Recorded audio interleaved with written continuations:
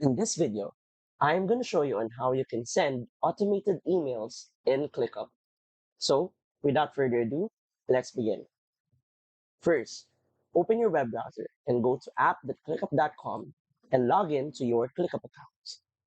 Once you're inside the main dashboard, go right here on the top left and click on your profile and then go to Automations.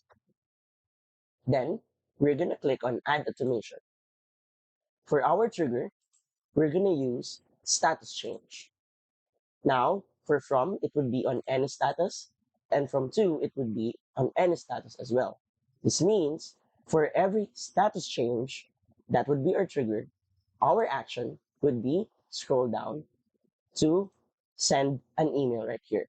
So once you click here and then click on create, you will now have or you will receive an automated email every time you have a status change within your workspace. And that's it.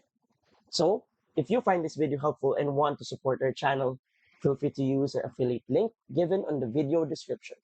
Thanks for watching, and I will see you on my next video.